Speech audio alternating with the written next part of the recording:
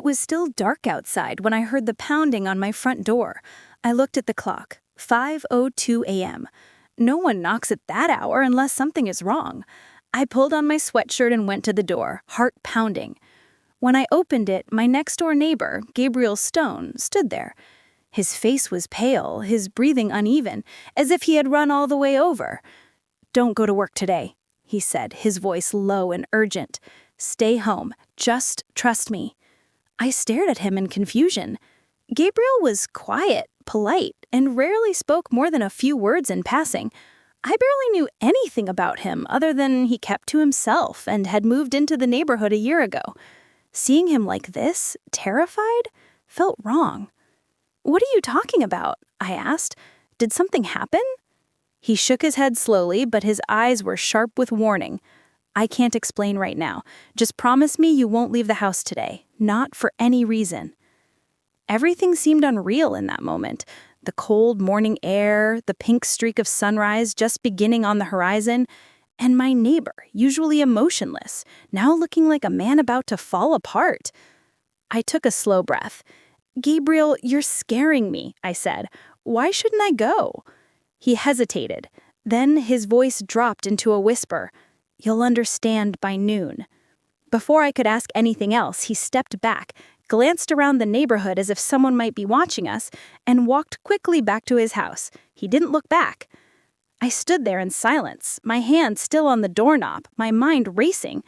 A rational part of me wanted to dismiss it as paranoia. Maybe he was confused. Maybe he was having some kind of breakdown. But another part of me, the part that had always trusted my instincts, told me not to ignore this. And there was one more reason I couldn't just shrug it off. 3 months ago, I lost my father. His death was sudden. Officially, it was listed as a stroke. But in the days before it happened, he kept trying to talk to me about something important he needed to show me. When I pressed him, he would only say, "It's about our family. It's time you knew." Then, before we ever had that conversation, he was gone. Since then, strange things had been happening around me. A car parked near my driveway for hours with tinted windows, my phone ringing from blocked numbers with no one speaking on the other end, my younger sister, Sophie, who works overseas, calling to ask if I had noticed anyone new in the area. No one had said anything directly, but I had felt it. Something was moving in my life quietly, intentionally, and whatever it wasn't random. My name is Alyssa Rowan. I'm 33 years old, a financial analyst at Henning & Cole Investments, and someone who has never missed a day of work, unless I was sick. I live alone in the house I inherited from my grandmother. It's a quiet life, structured, predictable. Until today. I made a choice in that moment, not out of fear, but out of logic. If Gabriel was wrong, I would simply take a personal day. If he was right, I might be saving my life without even knowing it. I texted my manager, telling her I was unable to come in due to a personal emergency. Then I waited. The hours crawled by. Every noise in my house seemed louder than usual. The ticking clock in the kitchen, the hum of the refrigerator, even the wind against the window sounded like someone trying to speak through the walls. By 11:30 a.m., I started to feel foolish. Nothing had happened. Gabriel hadn't returned. Maybe I was overreacting. Then my phone rang. An unknown number. I answered, expecting maybe my manager or a spam call. Instead, I heard a calm, authoritative voice say, "Ma'am, this is Officer Taylor with the County Police Department. Are you aware of a critical incident that occurred at your workplace this morning?" My breath caught. What incident? The officer exhaled, his tone shifting. "There was a violent attack at your building. Several employees were injured. We have reason to believe you were present." My entire body went cold. "That's impossible. I wasn't there." Silence. Then the officer replied, "We have footage of your car arriving at 8:02 a.m. Your work ID was used to enter the building, and security reports say you were last seen on the 3rd floor before the attack." My knees weakened. I gripped the edge of the table to stay upright. Someone had used my identity. Someone wanted me to be there, and someone wanted the world to believe I was. If you want to know what the police told me next and the truth my neighbor had been trying to protect me from, subscribe now and comment where you're watching from. Because what happened at noon didn't just change my life, it revealed why I was never supposed to survive this day. The officer's voice stayed calm, but there was something beneath it. Urgency mixed with caution that told me this wasn't a courtesy call. This was a call that would change everything. "Miss Rowan," the officer continued, "your coworkers reported seeing you enter the building this morning. Security logs show your key card was used at 8:02 a.m. We have time-stamped footage of your vehicle pulling into the parking garage." I pressed the phone closer to my ear, my voice unsteady. "That's not possible. I've been home all morning. I didn't go to work today." There was a pause. Then he asked a question that sent a chill through my body. "Can anyone verify that?" I looked around my empty living room. The silence felt heavy, accusatory. "No," I whispered. "I live alone." The officer's tone changed, becoming more formal. "Ms. Rowan, at approximately 11:47 a.m., an emergency alert was triggered on the 3rd floor of your building. A coordinated attack took place. You were reported missing from the scene. We are required to locate you for your safety and for questioning." My grip tightened on the phone. Questioning? Why would I be questioned? There was a longer pause this time, as if he was choosing his words carefully. "Evidence was found in the building. Items belonging to you were recovered near the scene of the incident." My mind went blank. Items belonging to me. That's when I remembered Gabriel, his pale face, his shaking hands. "Don't go to work today." Someone had been planning this, and I had been part of that plan, either as a victim or as the person to blame. "I'm telling you I wasn't there," I said, trying to remain calm. "Someone must have cloned my key card." Then a sudden thought hit me so hard I could barely speak. "My car. Did you see who got out of the car in that footage?" The officer responded quietly. "The footage is corrupted. We don't see the face, only the vehicle entering with your plates clearly visible." My pulse quickened. Whoever did this had access to my car or an identical vehicle. My identity hadn't just been stolen, it had been replaced. I glanced out the window, my heart racing. Was I being watched? Was someone waiting for me to panic and make the wrong move? Before I could ask more questions, the officer said, "Units will be arriving at your address shortly. Please do not leave the premises." My instincts went into overdrive. If Gabriel told me not to go to work and someone impersonated me, then police showing up might not be coming for my safety. They might be coming to take me.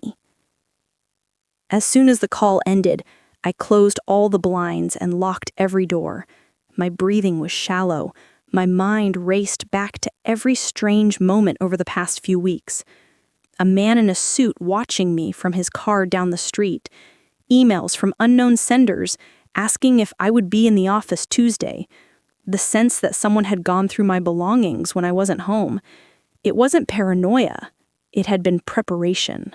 Suddenly, there was a knock at my door. Sharp, controlled. Not hesitant like a concerned neighbor, and not frantic like someone in danger. It was deliberate. I held my breath and stayed silent. Another knock, then a voice. "Alyssa, it's Gabriel. Open the door. We need to talk." My chest tightened. I moved slowly toward the door but didn't open it. "How did you know the police would call me?"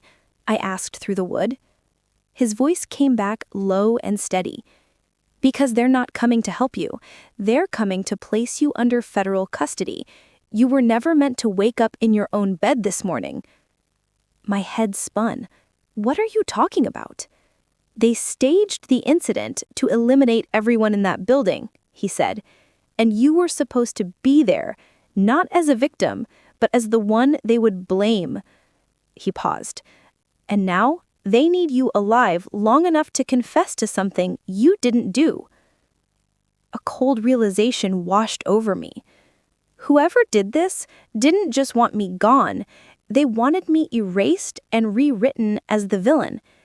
And whatever was going to happen at noon was never about the building. It was about me. I opened the door slowly, not because I trusted Gabriel completely, but because I trusted fear even less. His eyes were locked onto mine the moment the door cracked open, sharp, watchful, as if he was scanning for any signs we were not alone. Without asking permission, he stepped inside and closed the door behind him. He didn't waste time. "They're already on their way," he said. "You have minutes, maybe less, before they arrive and declare this house a crime scene." I crossed my arms, trying to steady my breathing. Why? Why me? What's going on? He didn't answer immediately. Instead, he went to the kitchen window and scanned the street. Then he lowered his voice. "Alyssa, I didn't move here by accident. I moved here to watch over you. Your father asked me to." The words hit me like a physical blow. I took a step back. "My father? No. My father was an accountant, a normal man. He never—" "Your father never worked in finance. That was his cover. He was involved in a covert federal investigation for nearly 2 decades, and you were part of the reason." My mouth went dry. "What does that mean?" Gabriel reached inside his jacket and pulled out a small black envelope. "Your father knew something like this would happen one day. He left this for you." I hesitated before taking it. My fingers shook as I unfolded the paper inside. There was a handwritten note. "Alyssa, if you are reading this, then what I feared has come to pass. You are not in danger because of anything you did. You are in danger because of who you are. There is more to your identity than you know. Gabriel will tell you the rest. Trust him, as you once trusted me. Do not surrender yourself. If they take you in, you will disappear. Dad." My knees weakened. My father had known. He had been trying to prepare me. All those times he said, "There are things you're better off not knowing yet." I thought he was being dramatic. Now those words came back to me like warnings from a ghost. Gabriel met my eyes. "They're not just framing you. They're reclaiming you." "Reclaiming?" I repeated, my voice barely above a whisper. "You were never just a civilian," Gabriel said. "Your birth was not a coincidence. Your identity was constructed. Your father uncovered a classified biogenetic program, one tied to prominent families, influential bloodlines. When he refused to cooperate, he became a liability. His death was not natural. You were meant to be eliminated next, but they found a better use for you." My heart thundered. To use me as what? He took a step closer. As a scapegoat. They needed a narrative that would justify the next phase of their plan. A false flag event, a manufactured tragedy, with you as the face of it. Of them all, realization burned through me. Every strange moment, every shadow I had ignored, had been leading to this point. "So all of this was staged to destroy my life?" I asked. Gabriel's gaze was firm. "Not just your life, your legitimacy. Once they declare you a national threat, they can seize every file connected to your father's investigation. They can erase the truth he died trying to protect." He reached into his coat again, and this time pulled out a metal key card with a red emblem. "This is access to a secure storage vault your father used. It contains encrypted files that name the people behind this operation. If you don't reach that vault before they reach you, everything your father died for will be buried forever." I stared at the key card in his hand, then back at the note from my father. My entire life I had believed I was ordinary, replaceable, invisible. Now I understood the truth. I was never invisible. I was never replaceable. I was watched because I was the last piece of a puzzle someone powerful didn't want solved. Suddenly, the distant wail of sirens began to echo across the neighborhood. Gabriel looked toward the front window. "They're here," he said. But he wasn't afraid. And for the first time since this morning, neither was I. Because fear had something I no longer carried: doubt. I folded my father's letter and placed the key card in my pocket. Then I looked at Gabriel and said, "Show me where we need to go." He nodded once, and in that moment, I crossed the line between the life I had always known and the truth I was born to face.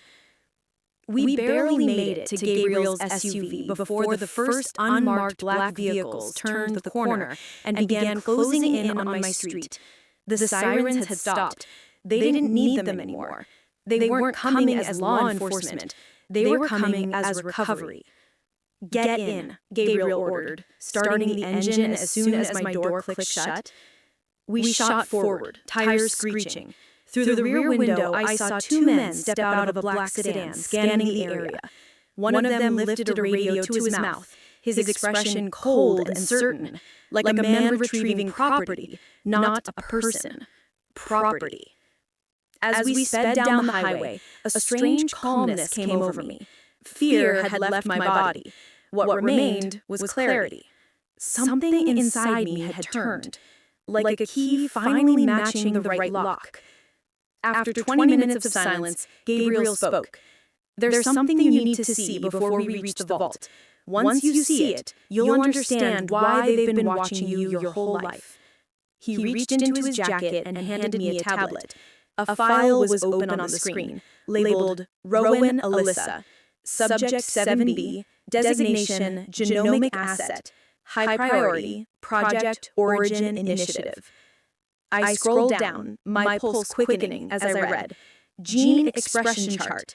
Blood markers not found in ordinary humans. A note. Subject exhibits complete immunity to multiple viral strains. Potential regenerative blood properties. Subject approved for Phase 2 integration. Phase 2, I swallowed hard. What does this mean? Regenerative? Immune to what? Gabriel kept his eyes on the road.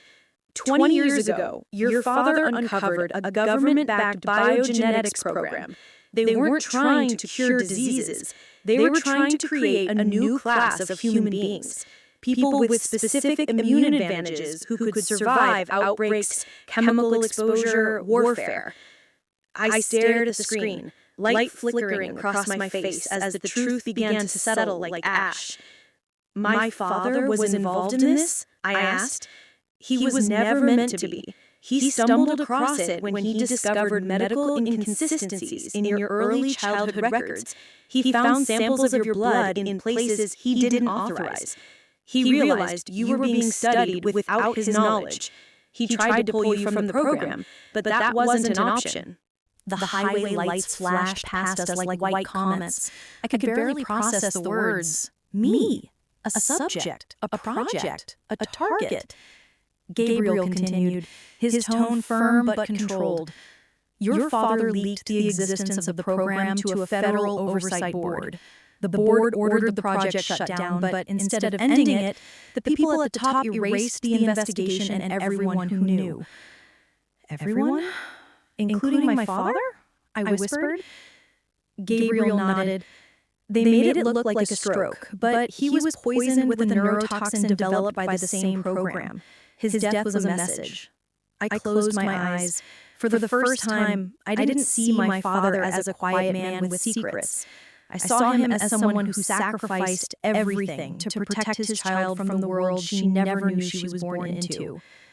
They planned to retrieve you on your 33rd birthday, Gabriel said, but something changed. Your profile was accelerated. Your blood test last month triggered a system alert.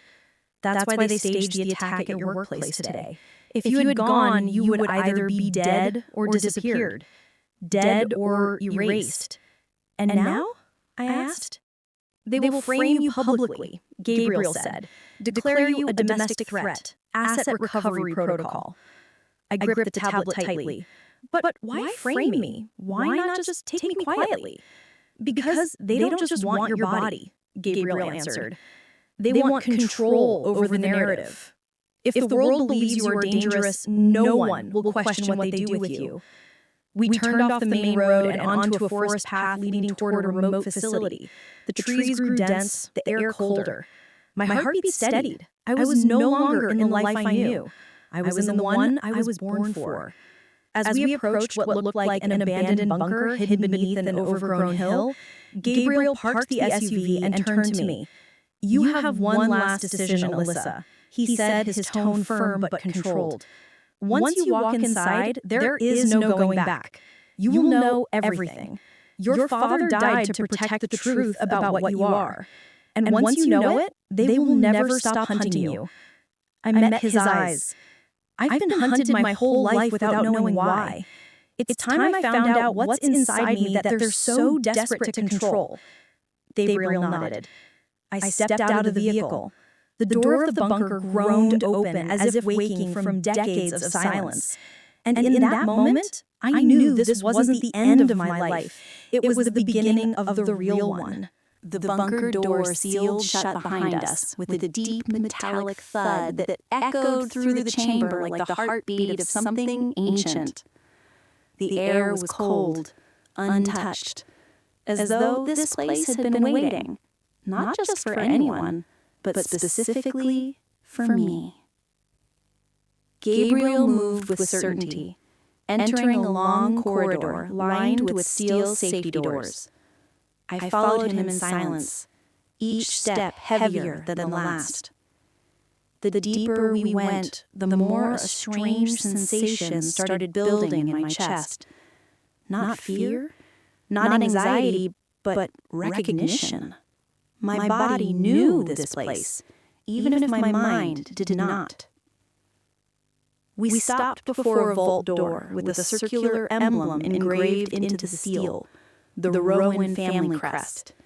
My father had once shown me a drawing of it, telling me it belonged to distant ancestors. Now I knew the truth. It wasn't heritage, it was designation. Gabriel motioned to a small panel on the wall. "Your DNA will open this vault," he said. I hesitated. "How do you know?" "Because my father told me. He said the vault will only recognize his bloodline, and you are the last." The last. It struck me that I wasn't just unlocking a door. I was unlocking the final secret of my family's existence. I pressed my palm to the scanner. A pulse of light ran along my skin. The vault emitted a soft chime, then slowly rotated open. Cold air spilled out, and with it came a scent that made my chest tighten. Old paper, memory, and something else. Home. The room inside was circular and lined with shelves of black boxes, each labeled with coded numbers. At the center was a glass pedestal, and on that pedestal, sealed inside protective casing, was a single leather-bound journal. My father's journal. Hands trembling, I lifted the casing and opened to a bookmarked page. There was a letter addressed to me in his handwriting. "My daughter, if you are reading this, then the lies surrounding your life have finally been stripped away. But what I need you to know above all else is this. You were never an accident. You were never property. You were the first successful proof that human immunity can evolve naturally. They did not create you. You were born with what they have spent decades trying to manufacture. It is not what was done to you that makes you powerful. It's what you already are. You are the future they fear." I closed my eyes as tears blurred the ink. My father didn't just die to protect me. He died to protect what I represented. Not a weapon. A hope. On the next page was a final instruction. There is a decision only you can make. At the far end of this vault lies the master control terminal. One command will give them what they've always wanted, your compliance. The other will release every classified document tied to the Rowan Initiative to the public. Once you choose, the world will be changed forever. I looked at Gabriel. He didn't try to influence me. He simply said, your father trusted you to decide, not as a subject, but as a human being. My legs felt heavy as I approached the control terminal. Two buttons glowed softly under glass. Acquisition protocol, signaling surrender. Revelation protocol, triggering public exposure. If I chose the first, I might survive, but at the cost of my freedom and the truth. If I chose the second, I would make myself the enemy of powerful people who had already killed to hide this secret. I pressed the second button. A low hum filled the chamber. A countdown appeared on the screen. Data began flooding onto secure channels preset by my father. Evidence, names, financial trails, all streaming to global media outlets. Encrypted but traceable. There was no turning back. Gabriel exhaled. It's done. You just changed the world. Suddenly, alarms blared. They had found us. Our time was up. But I was no longer afraid. For the first time in my life, I wasn't hiding behind what I thought was safety. I was standing in the light of truth. We have to leave now, Gabriel said urgently. As we rushed toward the exit tunnel, my father's last words echoed in my mind. You were not born to be controlled. You were born to reveal what control really is. We emerged into the cold night. Helicopters thundered above. Searchlights cut through the trees. But I no longer saw them as hunters. I saw them as the first wave of a dying lie. And I was no longer running from them. I was leading the fight against them. Because I wasn't just surviving anymore. I was becoming what my father had always believed I could be. Not a subject, not a victim, but the beginning of something entirely new. If you believe the truth should never be hidden, no matter how powerful the people trying to bury it are, make sure you subscribe right now and comment where you're watching from. Because this story is not the end.